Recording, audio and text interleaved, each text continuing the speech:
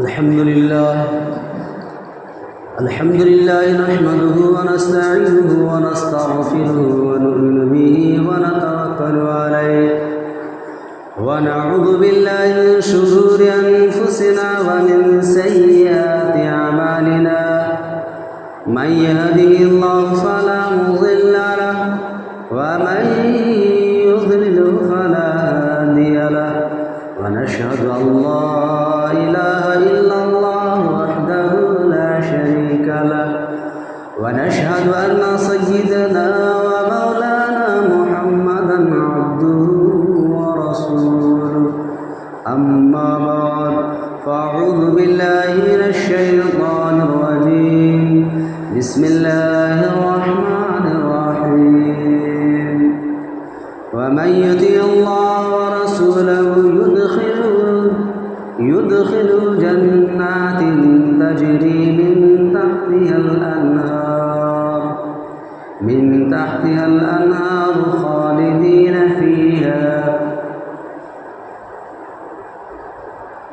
قال الله تبارك وتعالى في موضع آخر: لقد كان لكم في رسول الله أسوة حسنة إلى آخر آية. قال الله تبارك وتعالى في موضع آخر: وما آتاكم الرسول فخذوه وما نهاكم عنه فانتهوا واتقوا الله إن الله شديد العقاب. قال الله تبارك وتعالى في موضع آخر: قل إن كنتم تحبون الله فاتبعوني يحببكم الله ويغفر لكم ذنوبكم والله غفور رحيم. صدق الله العظيم. قال النبي صلى الله عليه وسلم: من تمسك بسنتي دخل الجنة. قال النبي صلى الله عليه وسلم في موضع آخر: من تمسك بسنتي إلا فساد أمتي فله أجر 100 شهيد. قال النبي صلى الله عليه وسلم: من أحب سنتي فقد أحبني ومن أحبني كان معي في الجنة. قال عليه الصلاة والسلام. حضرات محترم، اللہ رب العالمین کا بھی انتہا فضل و کرم انعام و احسان ہوا کہ اللہ تبارک و تعالیٰ نے ہمیں اور آپ کو نماز جمعہ کے لیے بہر سے بہر حاضر ہونے کی توفیق دی. میرے عزیز دوستو،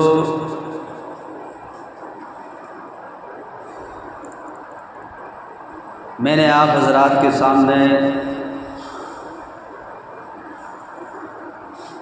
قرآن مقدس کی چند آیات مختلف مقامات سے پڑھی ہے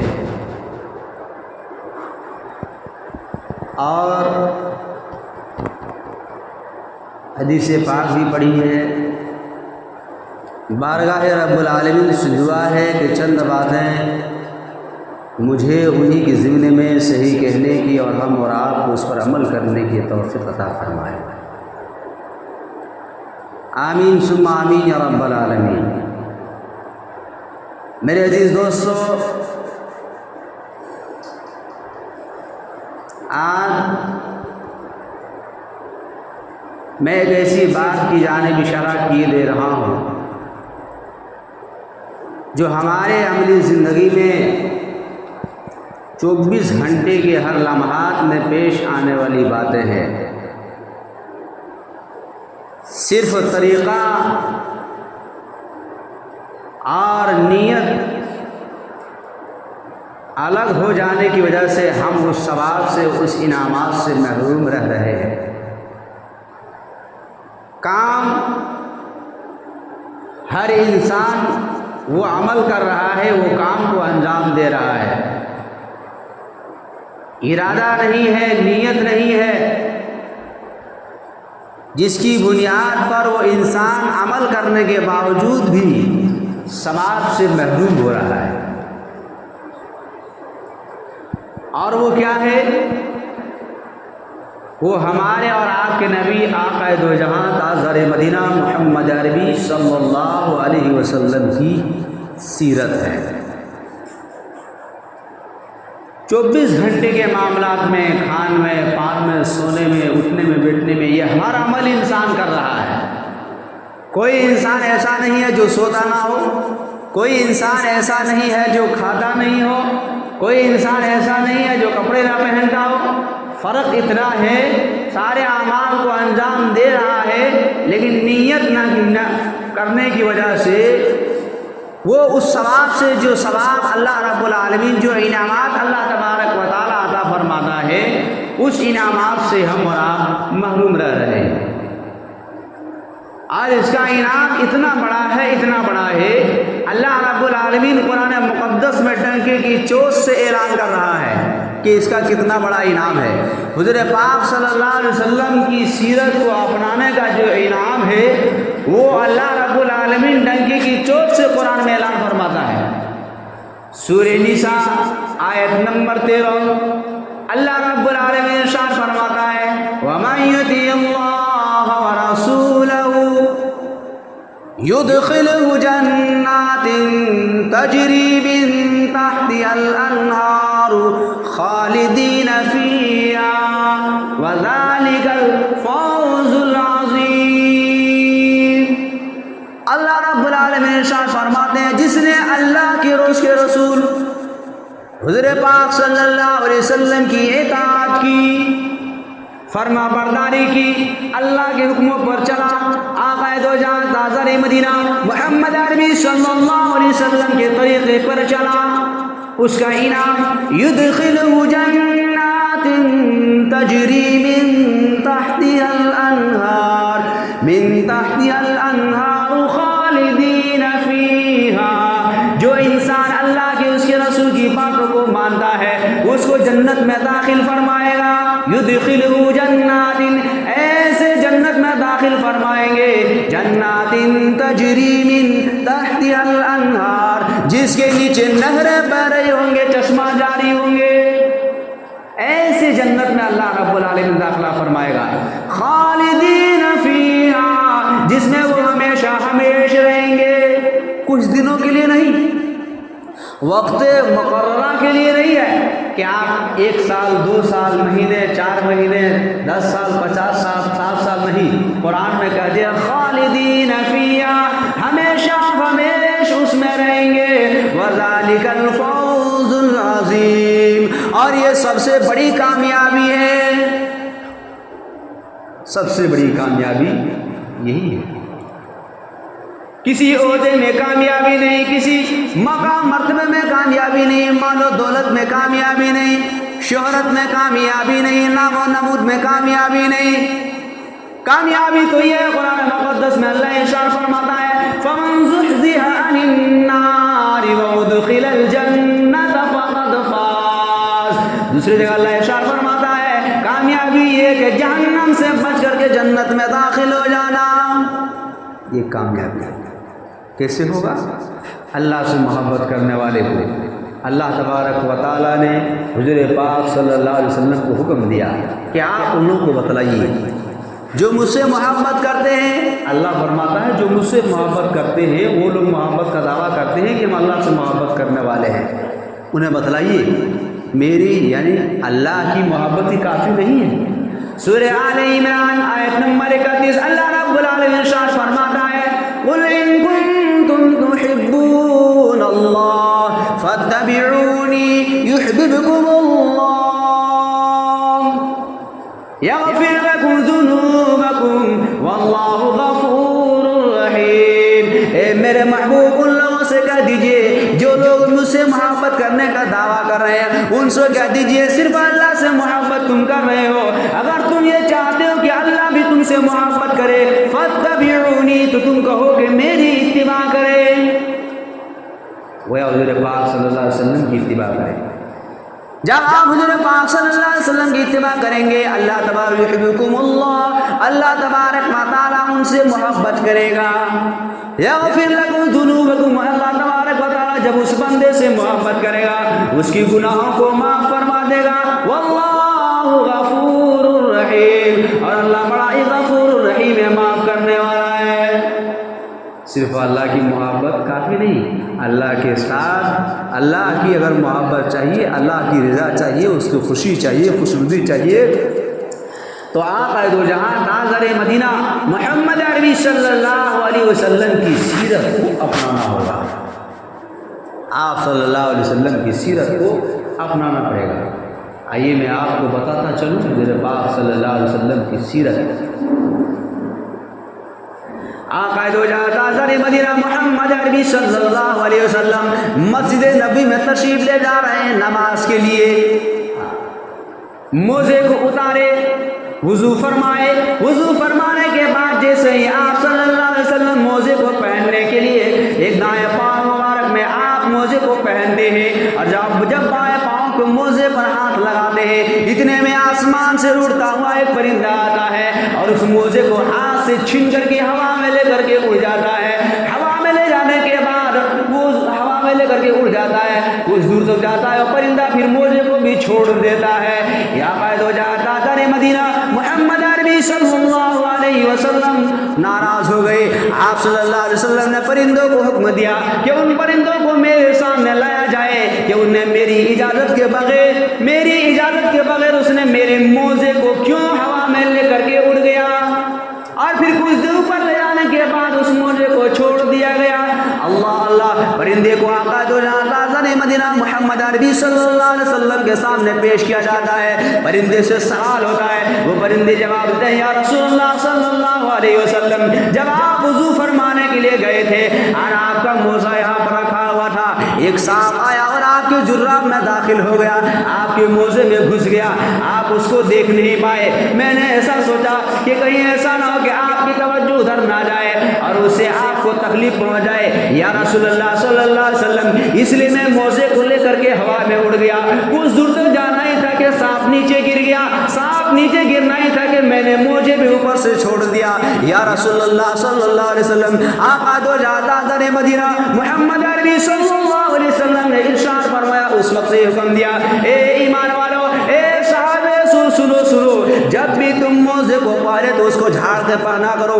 نتیجہ یہ نکلتا ہے آقا دو جہاں تاجر مدینہ محمد عربی صلی اللہ علیہ وسلم کی یہ سیرت ہے، ایک سنت ہے کہ کپڑا بھی پہنے تو جھاڑ کر کے پہنا جائے. یہ ہمارے نبی کی سنت ہے، کپڑا پہنے جھاڑ کر کے پہنا جائے. کپڑا پہننے میں 10 سنتیں ہیں، ایک سنت یہ ہے کیا کپڑے کو جھاڑ کر کے پہنا جائے، موزے کو جھاڑ کے پہنا جائے، بسترا کو جھاڑ کے لگایا جائے. یہ حضور پاک صلی اللہ علیہ وسلم کی سیرت سنت ہے. اور آپ لوگوں نے بارہ آئے دن سنا ہوگا ایسے حادثات کے بارے میں کہ بعض جگہ پر بستر پر سویا ہوا تھا، اچانک بچھو نے اس کو ڈنک مار دیا، پتہ چلا ہو سکتا ہے اس نے حضور پاک صلی اللہ علیہ وسلم کی سنت پر عمل نہ کیا ہوگا. میرے دوستو، اللہ رب العالمین ارشاد فرماتا ہے سورہ احزاب آیت نمبر 21 میں ارشاد فرماتا ہے وَمَا آتَاكُمُ الرَّسُولُ فَخُذُوهُ وَمَا نَهَاكُمْ عَنْهُ فَانْتَهُوا. جس کو اللہ کے نبی تمہیں عطا کرے، جس چیز کا اللہ کے نبی تمہیں حکم کرے اس کو تم پکڑ لو. فَخُذُوهُ، پکڑ لو. اور جس کو تمہیں منع کرے اس سے تم رک جاؤ. ان اللہ شدید العقاب، بے شک اللہ کا عذاب بڑا سخت ہے. ہاں، اللہ کے نبی جو حکم دے اس کو پکڑ لو، جس سے منع کرے اس سے دور ہو جاؤ. اور اگر اللہ کے احکامات، اللہ کے حکم کو حضور پاک صلی اللہ علیہ وسلم کے طریقے کو آپ ٹھوکر مار رہے ہیں تو یاد رکھیے اللہ کا عذاب بڑا سخت ہے. میرے دوستو، ایک انسان کھانا کھا رہا ہے، اتر پردیش کا واقعہ ہے. اتر پردیش آج پوری دنیا کے اندر زیادہ چرچت میں ہے. کیونکہ وہاں ایک ایسی حکمراں مسلط ہے جس کی وجہ سے آج پورے عالم میں اتر پردیش کا چرچا ہے، یو پی کا۔ ایک انسان کھانا کھا رہا ہے، بلند شہر کا واقعہ، بلند شہر ضلع کا واقعہ۔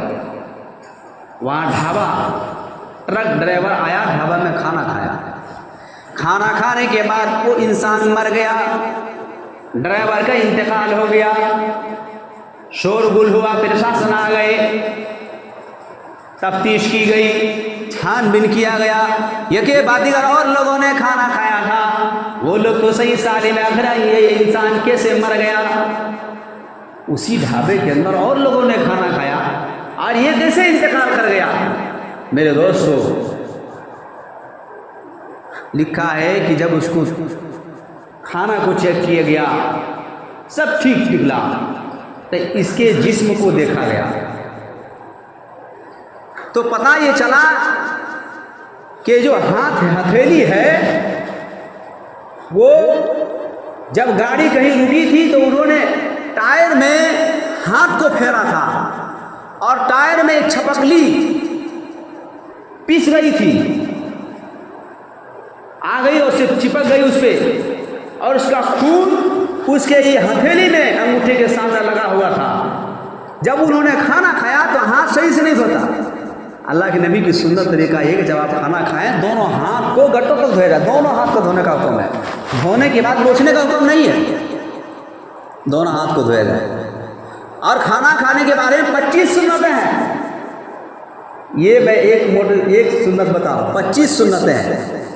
اب آپ کہیں گے بعض کتابوں میں 10 ہے، کسی میں کتنا ہے، ہر علماء کرام کی اپنی جانکاری کے مطابق کتابوں میں لکھا ہے بس۔ تو 25 سنتیں ہیں، ان میں سے ایک یہ ہے کہ دونوں ہاتھ کو گٹا تو دھویا جائے۔ اگر وہ اس سنت پر عمل کر لیتا، دونوں ہاتھ کو دھو لیتا، تو کیا وہ زہر اس پر اثر کرتا؟ میرے دوستو، تو آپ صلی اللہ علیہ وسلم کی ایک سنت پر انسان کی کامیابی دنیا کے اندر فائدے بھی ہے اور اللہ رب العالمین کی یہاں انعامات بھی ہے، اور اللہ رب العالمین کی یہاں انعامات بھی ہے۔ سورہ حشر آیت نمبر 7 اللہ رب العالمین ارشاد فرماتا ہے لَقَدْ كَانَ لَكُمْ فِي رَسُولِ اللَّهِ أُسْوَةٌ حَسَنَةٌ، بہتر تحقیق کہ تمہارے لیے سب سے بہتر طریقہ، سب سے بہتر راستہ آقائے دو جہاں تاجر مدینہ محمد عربی صلی اللہ علیہ وسلم کا طریقہ ہے، حضور پاک صلی اللہ علیہ وسلم کا راستہ ہے۔ ہر عمل کے اندر آپ حضور پاک صلی اللہ علیہ وسلم کی سیرت کو دیکھیں تو یقیناً کامیابی ملے گی۔ اللہ کے نبی فرماتے من تمسک بسنتی دخل الجنہ، جس نے میری سنت کو پکڑ لیا وہ جنت میں داخل ہو گیا، داخل ہو گیا۔ ایک ہاسپٹل میں کبھی کبھی ہوتا ہے ایک مریض بیڈ پر پڑا ہوا ہے، بیڈ میں پڑا ہوا ہے، پیاس کی شدت انہیں ستا رہی ہے، نرس ایک پانی لے کر کے آئی اور کہا گلاس میں پانی لے کر آئی اور مریض کے سامنے پیش کیا کہ لیجیے یہ پانی پیجیے۔ اچانک بتی گل ہو گئی، کہا ابھی ہم پانی نہیں پئیں گے۔ مریض پیاس کے مارے، پیاس کی شدت سے بے چین ہے، لیکن وہ کہتی ہے جب تک لائٹ نہیں آئے گی ہم پانی نہیں پئیں گے، لائٹ کا آپ خود انتظام کیجئے۔ نرس کو حکم دیتی ہے، کہتے ہیں کیوں نہیں پیو گے؟ پانی بہت اچھا ہے، ہم دیکھ کر کے لائے ہیں، اچھا پانی ہے، خراب نہیں ہے۔ کہا نہیں ہم پانی نہیں پئیں گے، اس لیے کہ پانی دیکھ کر کے پینا یہ حضور پاک صلی اللہ علیہ وسلم کی سنت ہے۔ پانی پینے کے بارے میں 11 سنتیں ہیں، یہ ایک سنت بتا رہا ہوں، دیکھ کر کے پینا یہ حضور پاک صلی اللہ علیہ وسلم کی سنت ہے، بغیر دیکھے میں یہ پانی نہیں پیوں گی۔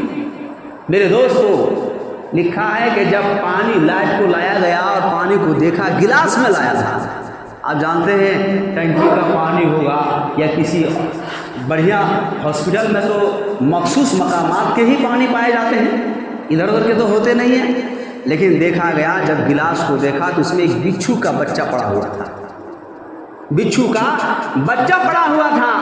تو میرے دوستو، اگر وہ حضور پاک صلی اللہ علیہ وسلم کی سنت پر عمل نہیں کرتی تو وہ بچھو اس کے اندر چلی جاتی اور اس کا انجام کیا ہوتا؟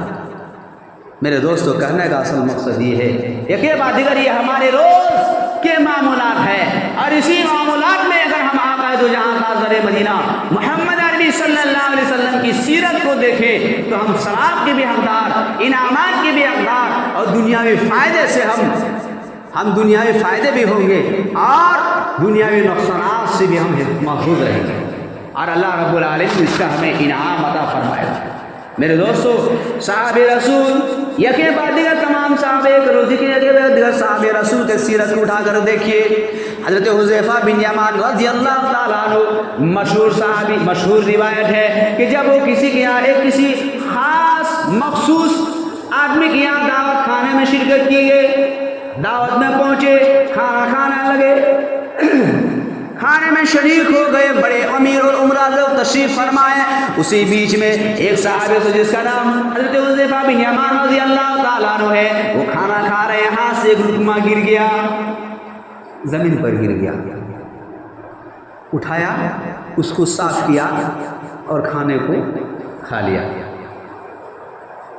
تو لوگوں نے پوچھا کہ آپ یہ کیا حرکتیں کر رہے ہیں؟